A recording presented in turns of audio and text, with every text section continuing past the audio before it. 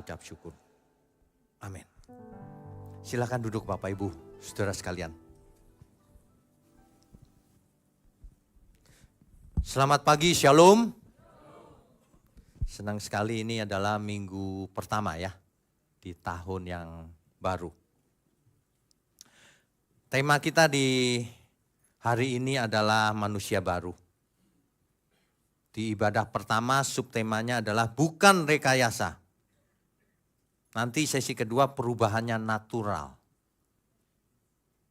Tidak banyak orang mengerti bahwa proses keselamatan manusia yang dikerjakan oleh Tuhan itu tidak sama dengan rekayasa. Dan itu juga bukan proses yang ajaib mendadak gitu. Enggak. Semuanya melalui proses yang natural. Makanya kalau saudara lihat manusia yang seolah-olah ini ajaib orang ini. Pasti aneh orang itu.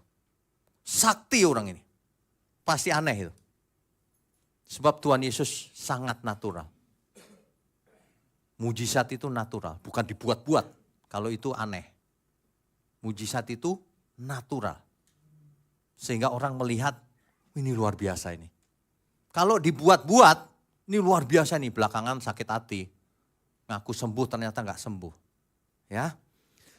Keselamatan itu intinya apa sih? Apa sih yang mau ditekankan? Ini yang penting. Kita punya waktu masing-masing itu nggak lama loh. Jadi kalau kita salah mengerti atau salah mengarahkan hidup kita.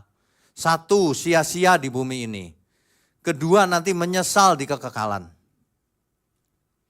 Manusia yang telah jatuh ke dalam dosa ini tidak mungkin lagi mencapai kesucian seperti yang dikehendaki Tuhan. Tidak mungkin. Roma pasalnya yang ketiga. Ayat 23.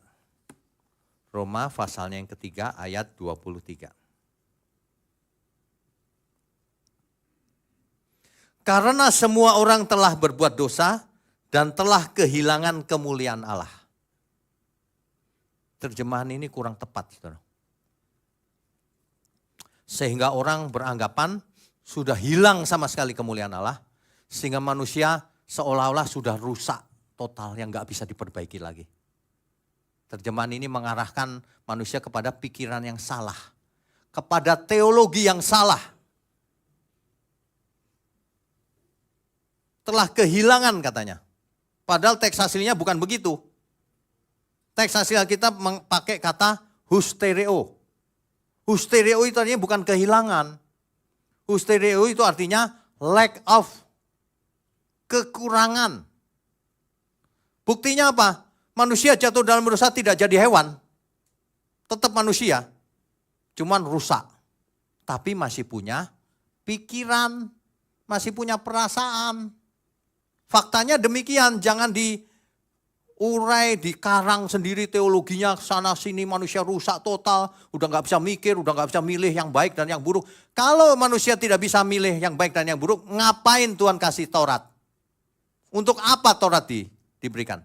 Kan supaya manusia taat terhadap Taurat. Manusia masih punya pikiran, jangan dirubah-rubah teks Alkitab. Itu kebenaran tuh begitu. Manusia kekurangan kemuliaan Allah. Sudah gak sesuai standar mula-mula. Sudah sangat jauh di bawah. Tapi bukan berarti manusia jadi binatang. Tentu tidak. Manusia rusak. Jadi gak mungkin mencapai kesempurnaan yang Tuhan inginkan. Karena sudah terkontaminasi oleh dosa. Natur dosa. Anak kecil gak usah diajarin bohong, saudara. Pintar bohong. Ya, akalnya itu pintar kalau suruh bohong. Itu anak kecil loh, asalnya dari mana itu? Turunan. Gen. Itu asalnya dari natur dosa yang diturunkan. Makanya setiap orang punya natur dosa. Ketika kita bertobat, punya gak natur dosa? Punya. Kalau gak punya udah selesai hidup ini, suci. Justru punya. Ketika kita bertobat, kita harus mengalahkan natur dosa itu. Itu PR-nya. Jadi jangan merasa sudah bertobat, sudah selamat. Wah, itu merusak teologi itu. Makanya banyak jemaat tidak berubah hidupnya. Udah puluhan tahun jadi Kristen, gak berubah hidupnya. Karena merasa sudah selamat. Merasa percaya, mengaku dengan mulut percaya. Padahal dia masih jadi manusia lama. Padahal dia gak berubah. Mata keranjang jalan terus. Tontonan yang gak benar jalan terus. Mulut bicara sembarangan jalan terus. Sekarang ada media sosial, komentar jalan terus, maki-maki dan sebagainya. Itu bukti natur dosanya menguasai hidup orang itu. Seseorang itu bisa dilihat dari caranya bicara, caranya dia makan minum, caranya dia hidup, caranya dia memperlakukan pasangan hidupnya, anaknya, orang tuanya. Kelihatan semuanya. Apakah dia sama dengan dunia ini? Kalau sama itu manusia lama. Dan tidak ada manusia lama yang selamat. Karena darah dan daging tidak mendapat bagian dalam kerajaan surga. Darah dan daging kita sekarang ini loh, tubuh kita ini loh, gak bakalan masuk surga. Gak bakalan. Malahan masuk mana? Pondok Rangon. Masuk ke dalam, semuanya mau percaya mau gak percaya, masuk ke Pondok Rangon. Sebagian ke Kuilin, sebagian ke mana tuh?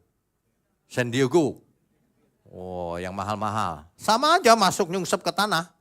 Sama, dikubur juga. Ya. Jadi yang penting itu bagaimana yang Tuhan inginkan. Jangan menurut kita. Kalau menurut kita, aduh, manusia itu ya udah banyak yang gak pinter, sombong lagi. Itu cover saya itu kan kayak manusia robot gitu ya. Manusia baru gitu ya. Ada loh yang komentar, ini nih anteknya antikris. Sudah menunjukkan jati dirinya. Matanya aja begitu. Merah seperti setan. Gitu. Ada loh yang komentar gitu, saya ketawa aja. Saya nggak hapus komennya. Kenapa? Biarlah orang bodoh menunjukkan kebodohannya. Orang nggak dipikir dulu, kalau nggak ngerti itu diem, belajar merendahkan diri. Jangan sombong, udah nggak ngerti sombong lagi. Ngatain antikris lagi. Saya udah tahu AI ini bakalan digoreng-goreng jadi antikris. Sudah tahu saya. Ternyata komentarnya sudah ada kemarin. Ya saya diemin aja, kita lihat saja. Ya, antikris aja nggak ngerti artinya apa. Coba Roma pasal 3 kita baca pelan-pelan ya. Supaya Bapak Ibu biasa membaca Alkitab itu dengan benar. Roma pasal yang ketiga. Mulai dari ayat 1, agak banyak tapi cepat aja ya. Jika demikian apakah kelebihan orang Yahudi dan apakah gunanya sunat? Banyak sekali dan di dalam segala hal pertama-tama sebab kepada merekalah dipercayakan firman Allah. Pertama kali kepada orang Yahudi kan? Itu. Jadi bagaimana jika di antara mereka ada yang tidak setia? Dapatkah ketidaksetiaan itu membatalkan kesetiaan Allah? Sekali-kali tidak, Allah tetap setia meskipun manusia tidak setia. Ya. Sebaliknya Allah adalah benar dan semua manusia pembohong seperti ada tertulis. Supaya engkau ternyata benar dalam segala firman-Mu dan menang jika engkau dihakimi. Ini ya, saudara kalau baca Alkitab itu ya jangan letterlux. Sebab dan semua manusia pembohong, kalau gitu kita semua pembohong. Bukan itu artinya. Alkitab itu pakai gaya bahasa. Ya, lagi pula harus baca secara lengkap. Jangan satu kalimat lalu dijadikan kesimpulan. Kalau gitu Abraham pembohong dong, semua manusia pembohong. Lah pembohong kok disebut bapak orang beriman? Iya kan? Baca yang lengkap saudara ya. Oke, langsung saja ke ayat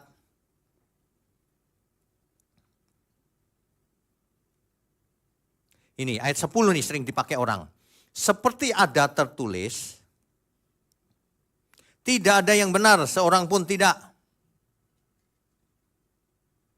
Padahal di ayat lain banyak. Nuh adalah pemberita kebenaran. Henok bergaul dengan Allah dibawa ke langit, ke surga. Elia dijemput. Ya, memang mereka tidak sempurna, tetapi Allah berkenan kepada hidup mereka. Ini harus dicatat. Faktanya begitu. Allah berkenan terhadap orang-orang tertentu. Ya. Oke, kita lanjutkan ayat ke ini, ayat 22. Ini kalau dibaca lengkap, nanti dibaca lengkap ya, supaya mengerti konteksnya. Ayat 21 dulu. Tetapi sekarang, tanpa hukum Taurat, kebenaran Allah telah dinyatakan, seperti yang disaksikan dalam kitab Taurat dan kitab-kitab para nabi. Yaitu kebenaran Allah karena iman dalam Yesus Kristus. Bagi semua orang yang percaya. Enggak buat semua orang yang enggak percaya, semua orang yang percaya. Makanya yang begitu itu harus digarisbawahi. Sebab tidak ada perbedaan. Itu. Karena semua orang telah kekurangan kemuliaan Allah. Kita harus sadar bahwa kita kekurangan kemuliaan Allah dan tidak mungkin mencapai kesucian Allah tanpa pertolongan Tuhan. Kalau manusia dibiarkan gitu binasa. Itulah sebabnya Bapa di surga mengaruniakan anaknya yang tunggal. Sebab tidak bisa hanya ajaran. Kalau cuma ajaran itu cuma knowledge, cuma pengetahuan. Banyak orang pengetahuannya banyak, tapi enggak jadi manusia baru. Orang-orang Farisi di zamannya Yesus pengetahuannya banyak lengkap tentang perjanjian lama. Tentang Taurat. Tetapi tidak jadi manusia baru, masih manusia lama. Jubahnya saja yang beragama. Bicaranya saja yang firman. Tapi perbuatannya dalamnya masih manusia lama. Padahal ketika Allah menciptakan manusia, menurut gambar dan rupa Allah, supaya jadi manusia Allah. Jatuh dalam dosa. Jatuh dalam dosa nggak bisa jadi manusia Allah. Nah makanya sang juru selamat lahir mau mengubah manusia lama ini supaya jadi manusia baru di dalam Tuhan. Bukan manusia yang beragama. Kalau beragama gampang, saudara tinggal datang ke gereja setiap minggu, rajin, sudah cukup beragama itu. Tapi jadi manusia baru tidak cukup hanya seminggu sekali ke gereja. Harus setiap saat dalam hidup kita ini menunjukkan bahwa kita manusia baru. Bukan manusia lama. Saya lihat banyak sekali orang masih lama manusianya. Ini benar-benar menyedihkan loh.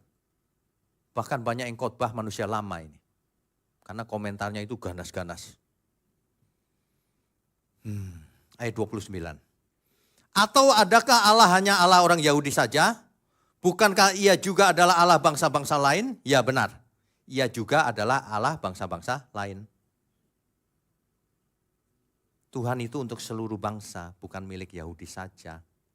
Ya, nanti dibaca yang lengkap ya saudara ya. Roma pasal 3 itu. Nah, tetapi bukan berarti lalu manusia menjadi, karena natur dosa menjadi rusak total gitu, bukan. Ini perlu diluruskan loh ini. Banyak orang di luar sana sudah kemakan doktrin tertentu. Sudah gak bisa mikir dengan sehat dia.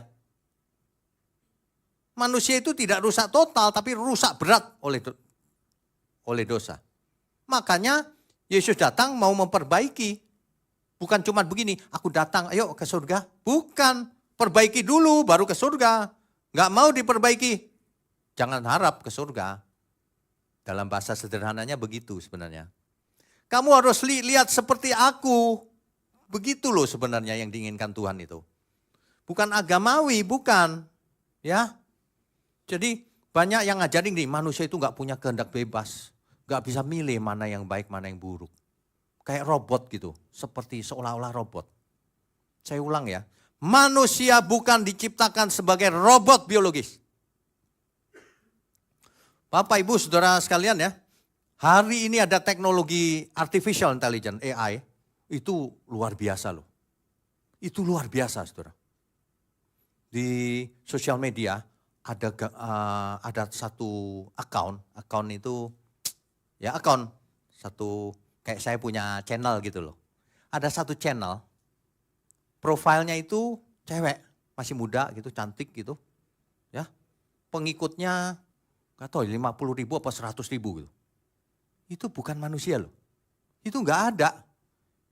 Itu buatan komputer, manusia buatan komputer, nggak ada orangnya. Dengan berbagai pose gitu, natural dan bisa ngomong lagi. Ayo ngomong bahasa apa? Bahasa Indonesia bisa, Mandarin bisa, Korea bisa. Ya. Saya belum coba bahasa Jawa. Jangan-jangan bisa loh. Iya benar. Bahasa Jawa, bahasa Batak, semua bahasa di seluruh dunia. Waduh, itu luar biasa loh. Terus ada yang buat bentuknya robot. Robot. Bapak Ibu pernah baca nggak di surat kabar surat kabar lagi. Di internet. Itu ada orang yang punya pacarnya robot. Bukan robot lah, boneka malah. Nggak bisa apa-apa. Lah nanti kalau jadi robot hidup gimana itu? Lebih nurut, nggak usah dikasih makan, tinggal di-charge. Aduh, ngeri loh. Manusia bukan seperti itu, artificial intelligence. Kalau itu program komputer yang jadi pintar. Bukan. Manusia itu punya true intelligence yang dari Allah. Kecerdasan dari Allah. Karena diciptakan menurut gambar dan rupa Allah. Nggak sama. Jangan manusia di bawahnya AI. Waduh, suatu hari kalau seminar AI saya tunjukin ya AI ya. AI lebih jujur dari manusia. Saya tanya, saya sengaja jebak tuh. Keselamatan karena apa? Dijawab sama dia. Menurut Alkitab, karena percaya Tuhan Yesus. Apakah semua orang yang sudah percaya, mengaku percaya dengan mulutnya percaya? Selamat? Iya. Bla bla bla. Bukan, kamu salah, saya gituin. Ini ada ayatnya nih. Iya ya. Gitu. Iya saya salah. Gitu. Loh, jujur dia. Kalau manusia nggak jujur. Manusia salah kamu. Enggak, begini. Wah pinter ngeles. AI aja lebih jujur. Saya sampai ketawa-ketawa. Ini manusia kalah jujurnya nih. Karena saya tunjukin ayat, dia baca ayatnya kan. Iya bener juga ya, gitu. Kalau manusia enggak. Kalau manusia saya tunjukin ayat gitu ya. Tapi ayat yang lain yang ditunjuk. Oh ini di depan mata ada ayatnya enggak mau menerima. Aneh loh manusia itu, beneran deh. Waduh, ini bener-bener. Manusia lama itu begitu saudara. Kalau dia belajar Alkitab, dia sombong. Dia gunakan Alkitab untuk meninggikan diri. Itu manusia lama itu. Yang begituan pasti ditolak Tuhan, pasti. Makanya manusia itu bukan robot biologis, harusnya lebih hebat dari AI. AI itu nothing. AI itu kan kreasinya manusia. Kecerdasan buatan itu manusia yang buat. Tuh. Mestinya penciptanya lebih hebat. Manusianya lebih hebat daripada yang diciptakan. Makanya pagi ini kita harus benar-benar menghayati keselamatan versinya Tuhan ini. Manusia baru, bukan manusia lama. Ya, manusia dicipta menurut gambar dan rupa Allah. Artinya apa? Kalau Allah punya pikiran, manusia dikasih pikiran juga. Kalau Allah punya perasaan, manusia dikasih perasaan. Kalau Allah punya kehendak bebas, manusia dikasih kehendak bebas. Sebab tanpa kehendak bebas itu bukan manusia, itu robot namanya. Tanpa kehendak bebas tidak ada kehidupan. Yang ada cuma robot. Tanpa kehendak bebas tidak ada yang namanya cinta. Cinta itu lahir dari kehendak bebas. Bagaimana seorang laki-laki mencintai seorang perempuan, wanita. Itu kehendak bebas. Bukan karena diprogram dari langit. Yang ini nanti cinta sama ini nih. Dijodoh-jodohin. Bukan. Bukan, itu kehendak bebas. Pilihan. Makanya yang masih muda saya sering bicara kan. Kalau cari jodoh hati-hati. Itu pilihan. Jangan salah pilih jodoh. Kalau pilih jodohnya salah, nanti kamu menyesalnya seumur hidup. Ya. Oke. Nah, buktinya apa saudara? Manusia punya kehendak bebas. Sekarang pakai bukti aja deh, nggak usah. Itu kan kata situ. Pakai Alkitab aja ya. Jangan sampai saya panggilin AI ntar. Kalau saya panggilin artificial intelligence, iya bener. Kamu malah ngomong salah. Kamu robot error lagi. Kayak robot tapi error. AI aja jujur. Coba kita baca Hosea 4 ayat 6. Hosea pasal 4 ayat 6.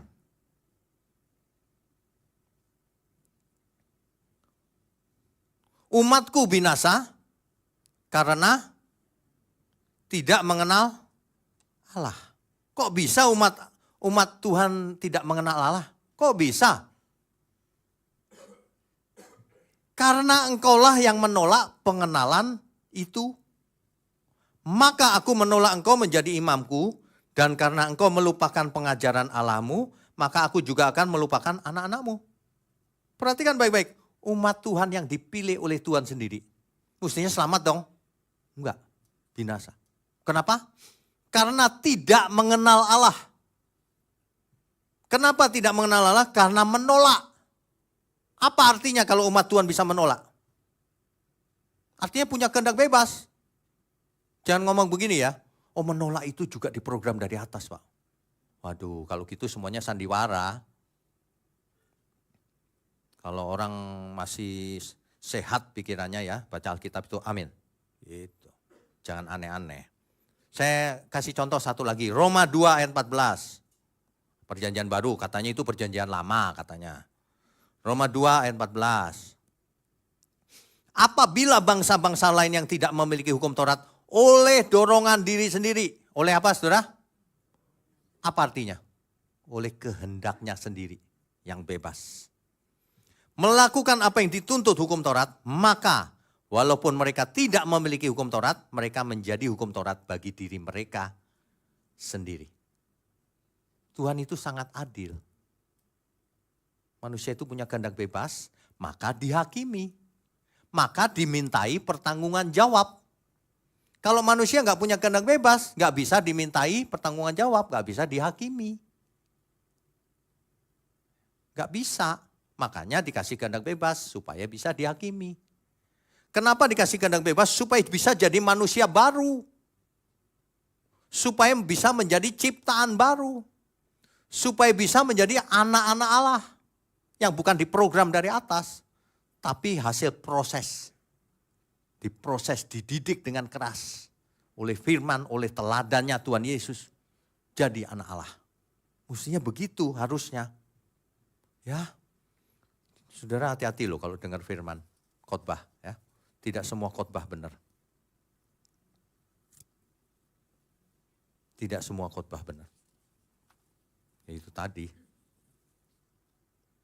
Orang kita hidup ini ibarat periode hidup kita itu kita ada di periode terakhir.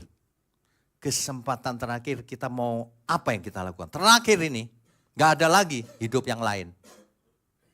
Alkitab mencatat tidak ada reinkarnasi. Jangan nunggu nanti aja deh. Gak ada nanti. Sekarang pilih. Sekarang juga pilih. Makanya sekarang juga kita harus sesadar-sadarnya.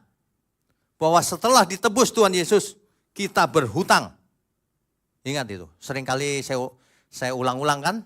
Seringkali saya ingatkan bahwa kita berhutang. Bayar hutang sebelum menutup mata. Ya, kini kusadari.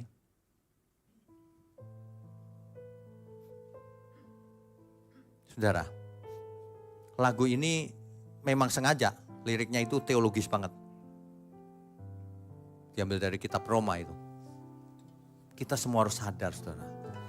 Kini ku sadari bahwa aku berhutang bukan kepada daging hingga binasa, tetapi kepada Roh hingga ku hidup kekal. Roh Kudus pimpinku kebenaran. Engkau jadikan aku anakmu.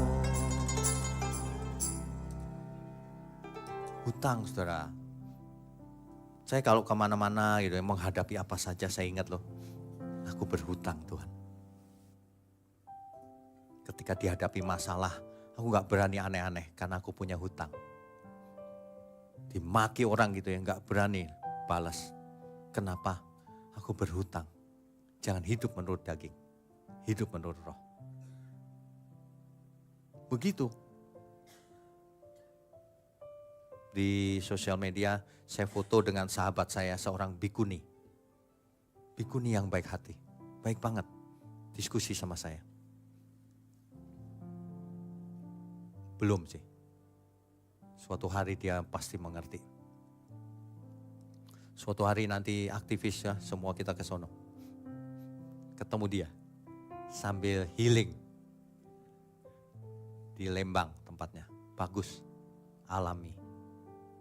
Kita itu ya, kalau kita sadar kita berhutang, kita tidak akan gampang menghakimi orang lain. Oh salah, ke neraka kau. Justru kita terbeban.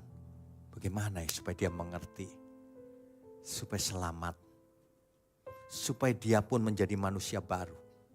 Jangan manusia lama terus, saudara. Sampai kapan kita mau jadi manusia lama terus? Apa untungnya juga, coba. Yesus mati di kayu salib. Dosa kita diampuni. Apa tujuannya? Supaya tidak buat dosa lagi. Jangan ngulang-ngulang kesalahan yang sama. Roh Kudus dimateraikan dalam diri kita. Apa tujuannya? Supaya kita sadar bahwa kita itu milik Bapa di surga. Dimateraikan Roh Kudus, dicap. Kau milik Bapa di surga. Kau anak Bapa. Di samping itu Roh Kudus akan memimpin kamu kepada seluruh kebenaran. Memberi kekuatan, menghibur. Apa gunanya diberikan Alkitab? Supaya kita mengalami pembaharuan akal budi, cara berpikirnya. Kan begitu. Cara berpikirnya menjadi, oh iya, sesuai dengan Tuhan. Oh ya, hidup itu harus begini, bukan begitu. Alkitab, kalau kalian belajar dari bukan Alkitab, hasilnya ya tidak seperti yang diajarkan Alkitab. Yaitu logis. Makanya hanya Injil lah yang menyelamatkan manusia. Menyelamatkan dari cara berpikir yang salah. Merasa sudah baik. Padahal di mata Tuhan belum baik.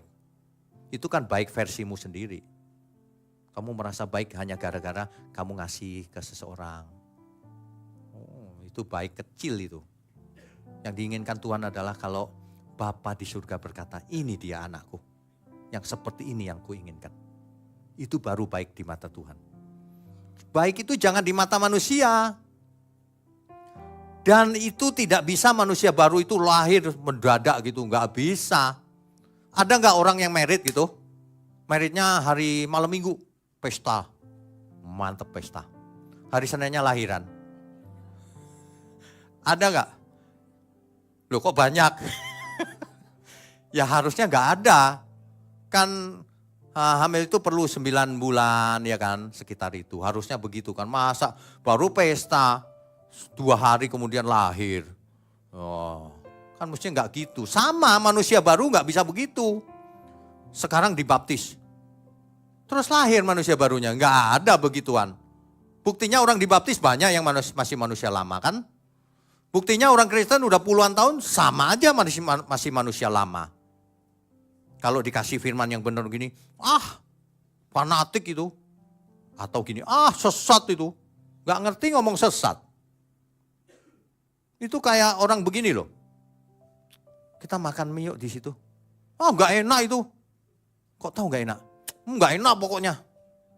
Pernah cobain gak? Gak pernah. Loh ini gimana sih? Kalau kau berani dengarkan firman yang benar.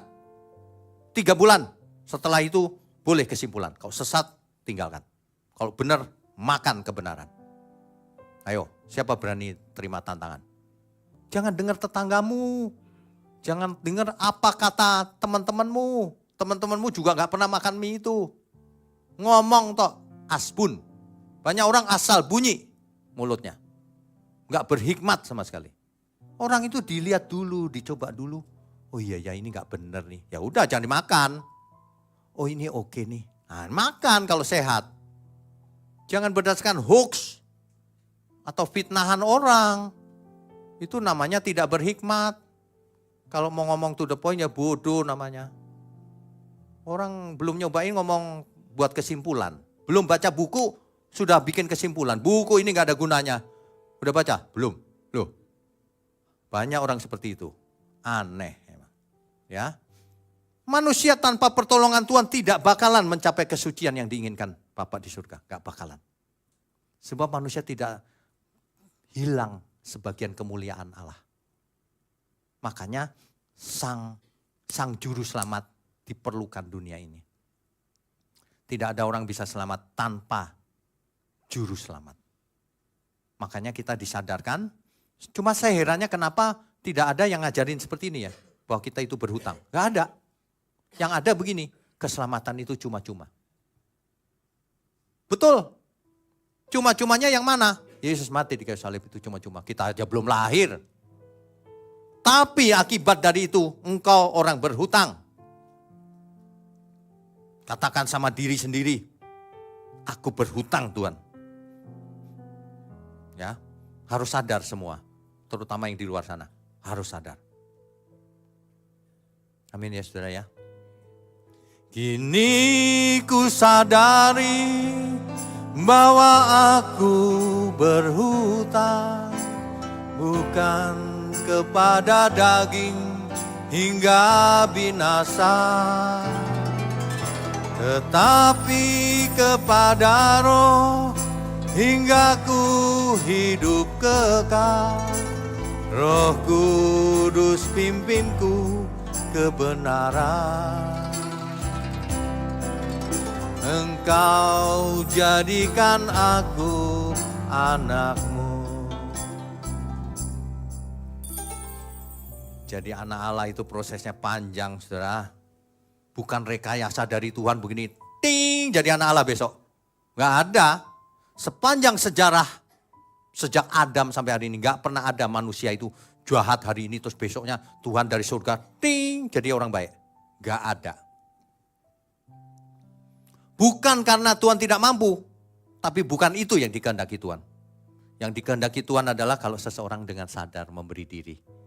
Aku mau Tuhan belajar dari anak Bapa di surga. Yang mengalami perubahan pelan-pelan, lama-lama naik kelas. Lama-lama gugur satu persatu dosanya. Sampai suatu titik tidak bisa lagi berbuat dosa. Itu baru anak Allah namanya. Amin ya. Kita beri kemuliaan untuk Tuhan. Itulah sebabnya di 1 Petrus 1 ayat 16 diingatkan sekali lagi. Kuduslah kamu sebab aku kudus. Kalau itu perintah Tuhan artinya apa? Artinya manusia bisa kudus. Kalau dulunya karena rusak karena dosa, sekarang Yesus sudah mati di kayu salib. Sudah diberi Roh Kudus. Sudah diberi firman Tuhan. Tinggal dilatih setiap harinya. Allah turut bekerja dalam segala hal untuk mendatangkan kebaikan. Tidak untuk semua orang. Bagi orang yang mengasihinya. Roma 8 ayat 28. Kebaikan di situ jangan diartikan kekayaan, kesuksesan dunia, kecantikan, dan sebagainya. Bukan. Kebaikan di situ adalah menjadikan kita manusia baru. Manusia yang benar-benar baru. Saudara kalau ikutin khotbah kita yang lalu itu yang tanggal berapa ya? Yang cerita tentang ulat jadi kepompong, lalu jadi kupu-kupu. Nah itu proses. Gak ada itu ulat dalam sekian detik, jadi kupu-kupu. Nah itu cuma di film. Gak ada itu. Jadi kepompong dulu berapa lama, baru jadi kupu-kupu. Sama kita juga begitu. Saudara selama ini masih ulat atau sudah jadi kepompong atau sudah jadi kupu-kupu? Ya, itu menjadi renungan bagi kita semua. Masing-masing kita merenungkan diri kita sendiri, jangan nunjuk orang lain. Ya, iya Tuhan. Kayaknya sebagian ekornya masih kupu-kupu, masih ulat. Kepalanya kayak mau jadi kupu-kupu, tapi sebagian masih ulat. Nah, cepetan ulatnya dirubah. Jangan nunggu-nunggu waktunya gak banyak ya. Jadi proyek keselamatan itu adalah anugerah Bapa di surga. Yohanes 3 ayat 16. Karena begitu besar kasih Allah Bapa itu. Sehingga ia mengaruniakan anaknya yang tunggal, Tuhan Yesus itu. Supaya barang siapa percayakan dia tidak binasa, melainkan beroleh hidup yang kekal. Itu maksudnya. Jadi bukan yang melibatkan proses manusia yang meresponi. Manusia yang nggak meresponi apa-apa, yang pasif, nggak selamat. Manusia yang pasif tidak melakukan apa-apa, nggak selamat. Sebab iman itu melakukan kehendak Tuhan artinya. Dicatat baik-baik. Iman itu melakukan kehendak Tuhan. Dalam bahasa paling pendeknya. Iman itu bukan percaya di mulut, iman itu melakukan kehendak Tuhan. Itulah yang menyelamatkan. Tidak melakukan kehendak Tuhan artinya tidak mencintai Tuhan. Tidak bakalan selamat. Simple, sesimpel itu saja. Jadi bukan rekayasa sepihak dari Tuhan supaya manusia ini selamat. Bukan. Justru Tuhan mengusahakan manusia ini selamat, tapi manusianya yang harus mau dibentuk. Makanya Alkitab memakai berbagai macam perumpamaan. Seperti bejana yang dibentuk. Ya, seperti kita itu seperti bejana yang dibentuk. Bedanya bejana nggak bisa merespon. Kalau kita bisa merespon. Buktinya ada orang yang nolak, ada yang menerima. Itulah sebabnya karena melibatkan manusia, itulah sebabnya kitab suci menulis dengan berbagai ayat banyak sekali. Salah satunya Kisah Rasul 3 ayat 19. Oleh karena itu kamu sadarlah dan bertobatlah. Supaya dosamu dihapuskan. Yang pertama, bertobatlah. Yang kedua, Lukas 14 ayat 33. Tuhan Yesus berkata begini, barang siapa tidak melepaskan diri dari segala miliknya, tak dapat jadi muridku. Gak bisa. Kamu masih ngeyel dengan pikiranmu itu gak bisa selamat. Harus dibongkar, diganti yang baru. Untuk menjadi manusia baru, semuanya harus dibongkar, diganti yang baru. Gak bisa yang lama. Banyak orang masih pegangin yang lama terus. Sehingga gak bisa jadi manusia baru di dalam Tuhan Yesus. Kebiasaan lama, tradisi lama dibawa terus. Itu gak bisa. Mindset yang lama gak dilepaskan. Gak bisa. Ya, itu Lukas 14 ayat 33. Di kalimat yang lain, Lukas 9 ayat 23. Makanya kamu harus menyangkal diri, pikul salib dan ikut aku, kata Tuhan Yesus. Lukas 9 ayat 23 itu.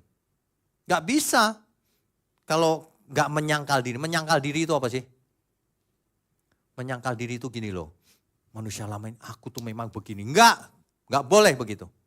Itu dalam bahasa lain mematikan manusia lama. Itu menyangkal diri namanya. Seseorang harus menyangkal diri, pikul salib, dan ikut Tuhan. Ikut itu belajar dan sebagainya. Matius 11 ayat 29, oleh karena itu belajarlah kepadaku. Hai engkau yang letih lesu berbeban berat, datanglah kepadaku. Belajarlah kepadaku. Supaya apa? Supaya engkau benar-benar adalah muridku. Barang siapa tetap di dalam firmanku, ia adalah benar-benar muridku. Kalau engkau benar-benar muridku, maka engkau akan mengerti kebenaran. Kalau engkau mengerti kebenaran, maka kebenaran itu akan memerdekakan kamu. Memerdekakan itu menyelamatkan kamu. Kebenaran itulah yang akan menyelamatkan kamu, bahwa kita hidup itu milik Tuhan. Bahwa kita hidup hanya untuk melakukan kehendak Tuhan. Makanya orang yang mengasihi Tuhan, buktinya di situ. Kalau ia mengasihi aku, ia akan melakukan segala perintahku. Maka Bapakku di surga akan mengasihi kamu. Sehingga Bapa di dalam aku di dalam Bapa, dan engkau di dalam aku. Kita semua jadi satu. Itu maksudnya manusia baru. Manusia lama gak bakalan dapat bagian. Manusia mungkin di antara kita ada yang 25% masih manusia lama gitu. 75%-nya baru. Gak bisa. Manusia baru itu harus 100%. Gak bisa sebagian. Gak mungkin sebagian bisa jadi manusia baru. Itu masih manusia lama, cuma ada campurannya dikit aja. Ya. Jadi kalau dari waktu ke waktu kita sering melakukan perjamuan kudus, itu kita selalu diingatkan loh, hei jadilah manusia baru. Manusia lama ikut perjamuan kudus. Gak cocok lagi. Ini perjamuan kudus ini perjanjian baru. bukan perjanjian lama. Ya, waktu kita minum, makan roti dan minum anggur, itu membuktikan bahwa aku mau jadi manusia baru di dalam Tuhan Yesus. Makanya kita makan daging Tuhan Yesus, darah Tuhan Yesus. Maksudnya supaya kita mati manusia lamanya. Itu artinya jangan dijadikan ritual. Apalagi dibelokkan ke kesembuhan. Jangan, ini artinya kita harus sembuh. Sembuh dari kesesatan. Sembuh dari manusia lamanya itu loh dimatikan. Ya, kalau dulu kebahagiaannya karena ini, karena itu. Wah, duniawi banget gitu. Banyak orang Kristen yang masih begitu. Duniawi banget gitu. Sukanya itu ini, itu yang disukai orang dunia. Gak beda sama sekali. Padahal kalau kita benar ya kita jadi manusia baru. Sebenarnya cirinya sederhana, sering saya bicarakan itu. Sering saya ulang-ulang. Kita itu bahagia kalau apa? Itu cirinya, manusia baru itu bahagianya karena Tuhan. Manusia lama bahagianya karena yang lain-lain. Amin ya.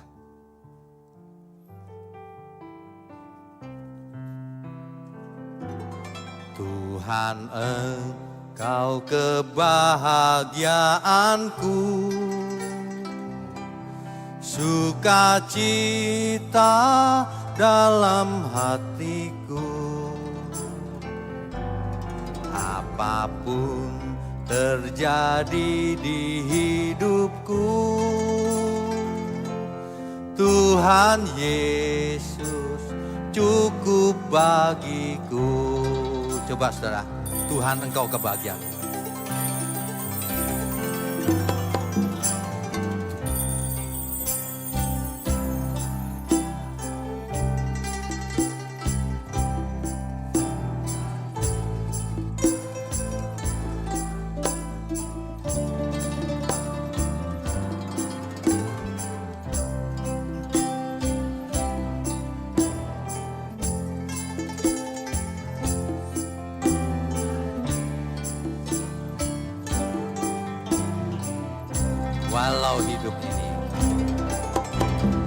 Walau hidup ini aku sendiri, Engkau setia menemani.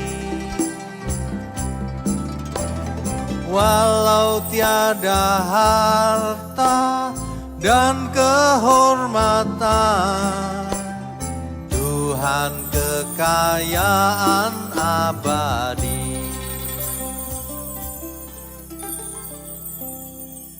Kalau kita mengerti Tuhan itu kekayaan abadi, hidup kita menjadi merdeka, saudara. Tidak banyak masalah. Apapun masalahnya enggak jadi masalah. Untuk jadi manusia baru itu harus dilahirkan kembali. Tanda kutip dilahirkan istilahnya. 1 Petrus 1 ayat 23. Kalau seseorang dilahirkan kembali, ciri-cirinya itu banyak. Rasul Paulus menulis begini di Galatia 2 ayat 20.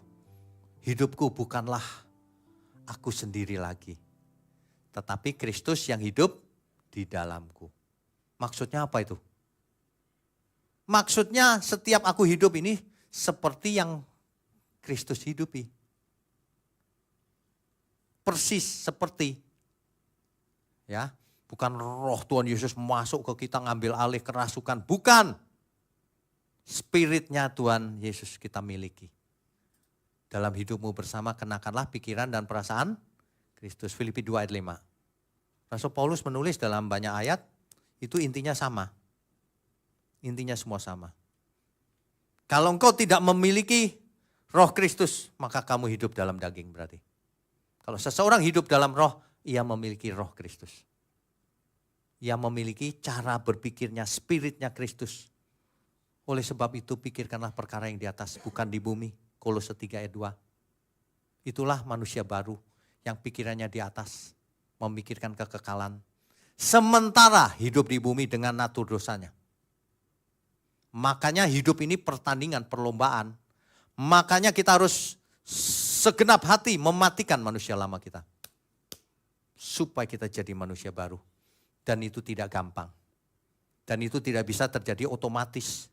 Nggak bisa. Kita harus berjuang habis-habisan. Setiap detik, setiap saat. Supaya mengerti. Habis-habisan, saudara. Nggak bisa.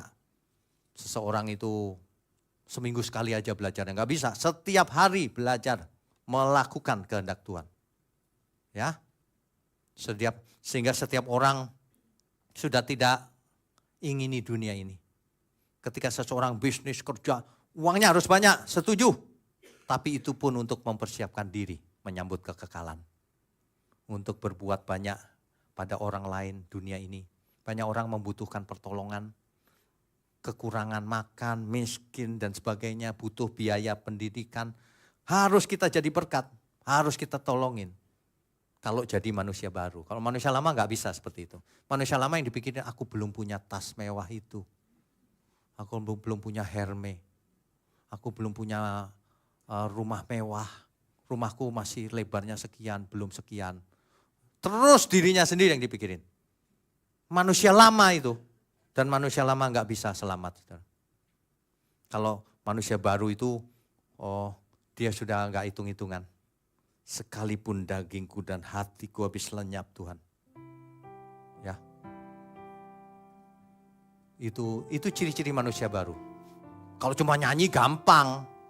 Tapi benar gak hidupnya seperti itu? Itu kelihatan loh saudara. Itu kelihatan banget. Ya, dari hal kecil kelihatan. Sangat kecil pun kelihatan. Ketika kita belanja aja deh, ibu-ibu aja contohnya. Ketika belanja. Ya. Bang berapa ini? Jeruk sekilo. 20.000. Udah tawar menawar ya, udah akhirnya 20.000. Udah ditimbang, kurang ibu punya gini. Si abangnya bilang, udah cukup kurang. Satu jeruk aja bisa oyo-oyan. Jangan ya ibu-ibu ya, di sini nggak ada yang seperti itu. Itu adanya di bulan sana. Mestinya ya kalau manusia baru itu, sekalipun dagingku dan hatiku habis lenyap, gunung batuku dan bagianku tetaplah Allah selamanya. Beda ya Bapak Ibu ya. Mulai hari ini yuk kita belajar jadi manusia baru. Semua kita. Yang lama dilupakan aja. Aku mau jadi manusia baru di dalam Tuhan. Manusia baru yang masuk dalam perjanjian yang baru bersama Tuhan. Menjadi ciptaan baru, manusia baru, dilahirkan kembali, anak-anak Allah. Apapun kalimatnya, semuanya sama maksudnya. Amin ya saudara. Amin. Kita beri kemuliaan untuk Tuhan. Saya undang pelayan perjamuan kudus untuk maju ke depan.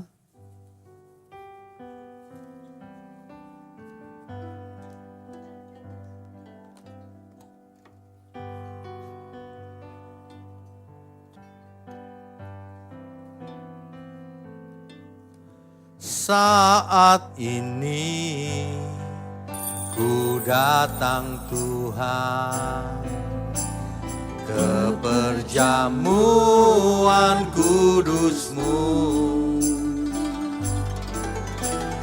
Aku mau merenungkan keagungan kasih-Mu. Dolorosa jalan sengsara, Kau pikul berat bebanku. Di atas bukit Kau disalibkan, menggantikan tempatku. Golgota darah-Mu mengalir. Golgota, darahmu mengalir, siksamu sangat keji. Kau tergantung hina, bermahkota duri. Golgota, mezbah korbanmu, bukti kasih sempurna.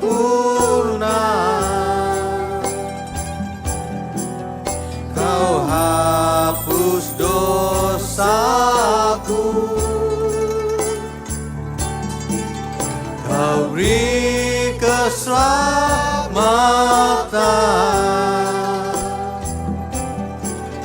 kau terima diriku, orang berdosa. Bapa kami yang di surga, terima kasih kami ucapkan ucapan syukur kalau kami diikutkan dalam perjanjian yang baru. Untuk itulah titah Tuhan Yesus 2000 tahun yang lalu. Perjamuan kudus. Inilah yang akan kami lakukan. Layakkan setiap tangan yang melayani, juga setiap kami yang menerimanya Tuhan. Biarlah melalui perjamuan kudus ini, kami diingatkan akan apa yang harus kami lakukan juga. Sebagai respon dari apa yang Tuhan kerjakan dalam hidup kami. Terima kasih ya Tuhan, kami mau belajar menjadi manusia yang baru. Terima kasih. Pelayan perjamuan kudus, mari bagikan roti dan anggur kepada seluruh pelayan Tuhan dan juga jemaat di tempat ini. Bapak Ibu Saudara sekalian yang ada di manapun berada, silakan mempersiapkan diri, roti dan anggur. Kalau tidak ada anggur boleh diganti teh. Kalau mau mengikuti perjamuan kudus. Hendaknya yang menerima perjamuan kudus adalah orang-orang yang sudah bertobat.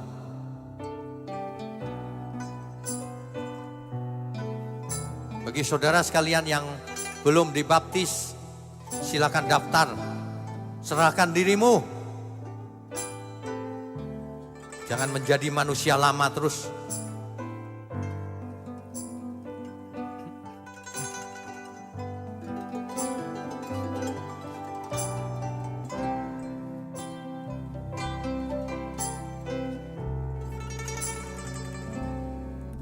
Mari kita nyanyikan lagu ini dengan lirik saja ya, pelan saja.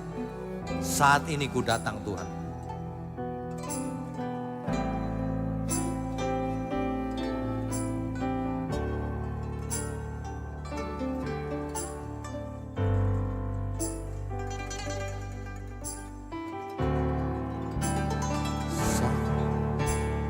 Saat ini ku datang Tuhan, ke perjamuan kudus-Mu.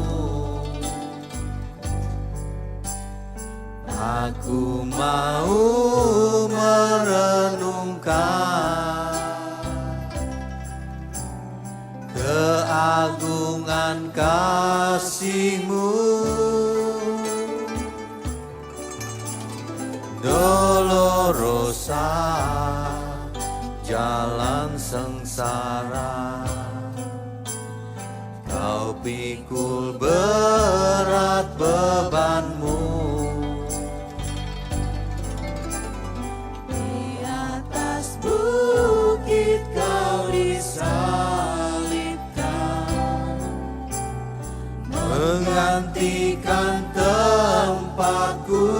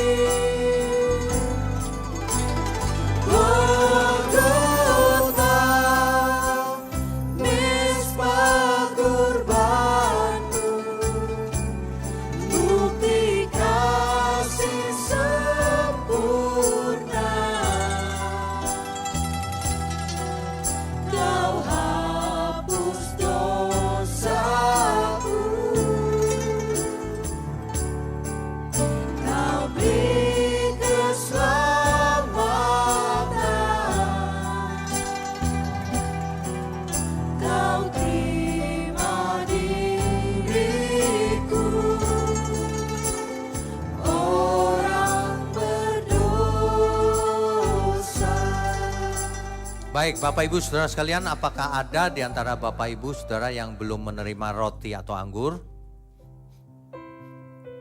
Sudah semua ya? Mari semua, saya undang untuk bangkit berdiri.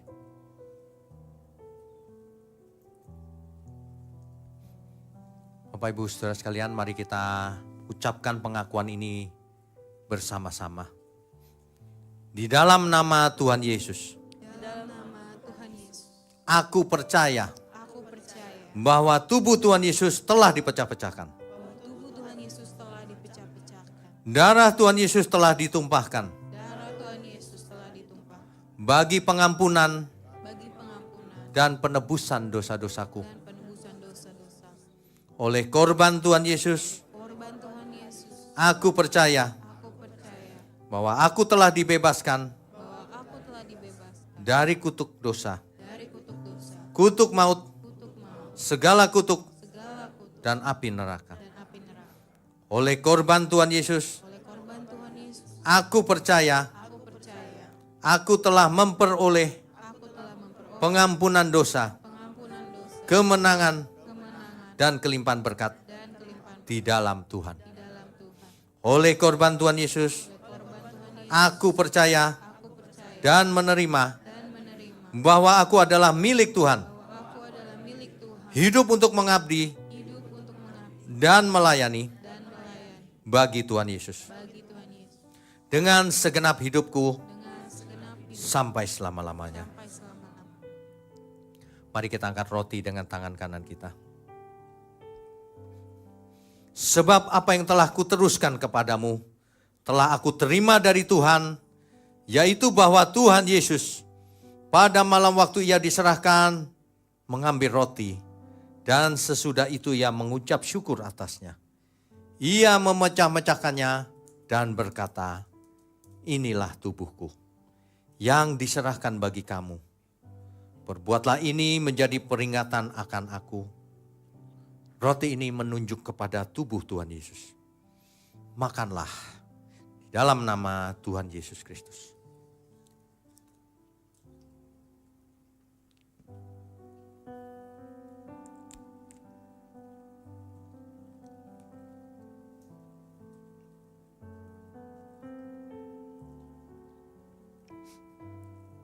Mari kita angkat anggur dengan tangan kanan kita.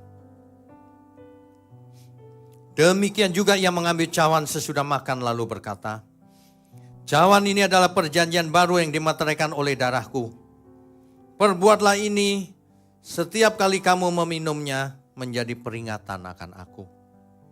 Sebab setiap kali kamu makan roti ini dan minum cawan ini, kamu memberitakan kematian Tuhan sampai ia datang. Anggur ini menunjuk kepada darah Tuhan Yesus. Minumlah di dalam nama Tuhan Yesus Kristus.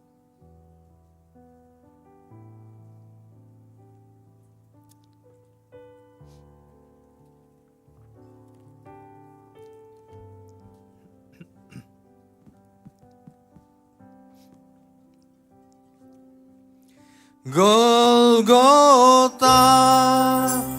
darahmu mengalir, siksamu sangat keji. Kau tergantung hina, bermahkota duri. Golgota, mesbah korbanmu, bukti kasih sempurna. Kau hapus dosaku, kau beri keselamatan.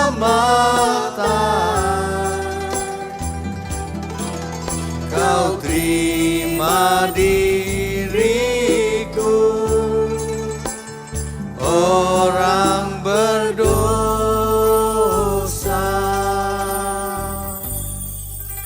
Mari saudara angkat tanganmu tinggi-tinggi. Kami sambut segala berkat, baik berkat jasmani maupun berkat rohani, sehat, umur panjang, hikmat marifat turun dari surga, supaya kita jadi manusia yang baru di dalam Tuhan. Di dalam nama Bapa, Putra, dan Roh Kudus. Haleluya. Semua yang percaya katakan amin. Amin. Saudara sekalian, bicara soal kebenaran, setiap orang merasa benar. Makanya semua kecap dinomor satukan. Ada orang yang mengatakan saya paling benar, ini paling benar, itu paling benar. Mana sebenarnya yang paling benar? Oleh sebab itu hadiri seminar 7 natur kebenaran dan aplikasinya. Seminar ini wajib dihadiri oleh para teolog, apologet, pengkhotbah, bahkan oleh para jemaat sendiri. Agar kita bisa membedakan manakah yang benar, manakah yang salah. Inilah alat uji kebenaran yang sangat objektif dan alkitabiah. Pastikan saudara ikut dan ajak seluruh saudara dan sahabat-sahabat. Bapak-bapak dan ibu-ibu yang terkasih dimanapun berada, yuk kita belajar pelajaran Alkitab bersama secara online. Setiap hari Rabu jam 7 malam bersama pendeta Bapak Wignio Tanto secara online, bisa melalui Zoom. Tetapi kita harus mendaftarkan dulu ke nomor berikut ini. Selamat bergabung dan Tuhan Yesus memberkati.